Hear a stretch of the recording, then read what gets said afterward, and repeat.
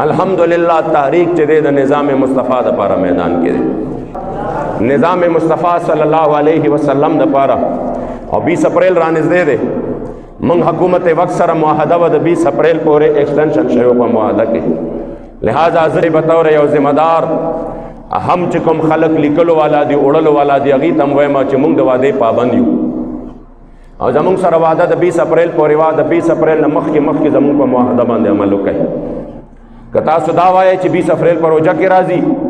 که تاسو دا وایئ چې 20 اپریل چې کوم دی دوی نه به خپل مقصد هیر وي، نو یاد ساتئ موږ نه هیر نه دی،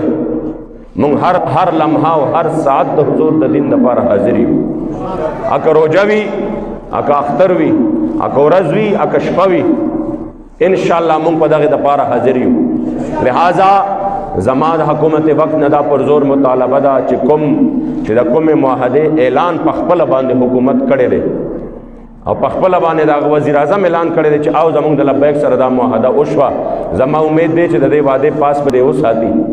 او که داسې ونه شي نو دومره بدګمانۍ به راشي، دا خبره د کوټ کې دومره بدګمانۍ به راشي چې د آینده دپاره به زموږ او ستاسو د مذاکراتو لار بند شي.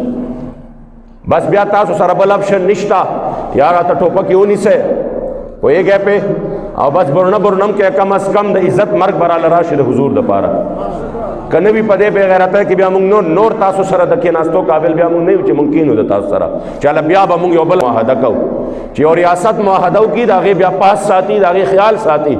لہذا دا زه پر زور دې ته اپیل کوم چې بیا دپاره د مذاکراتو خبره بیا ختمه ده، بیا به موږ په چا باندې به موږ یقین ساتو چې ستاسو وزیران موږ سره دستخط وکړي او ستا د ملک د وزیر اعظم د اعلان نه پس د هغې توثیق وشي او ستا د ادارو د اعلی ادارو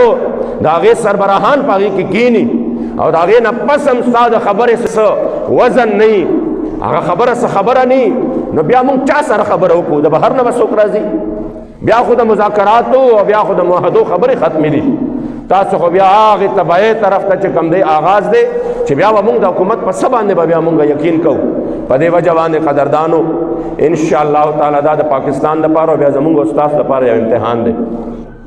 چې کومو خلکو زما د جانان په سرکاري سطح ګستاخۍ کړي دي، پاکستان به ورسره دشمني کوي،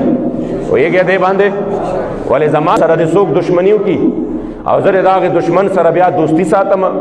یا تاسو نه زه تپوس کوم چې ستا یو دشمني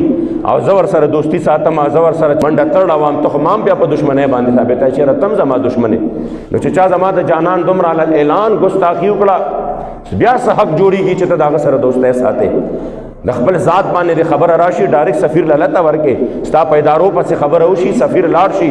یو ستا سرحد خلاف ورزي وشي، سفیر راوبللی شي، ته دومره هم نشي کولی چې په خپل نبي باندې غیرت وکړې؟ نو که ته نشي کولی انشاءالله حالیان پاکستان به دا غیرت کوي که خیر،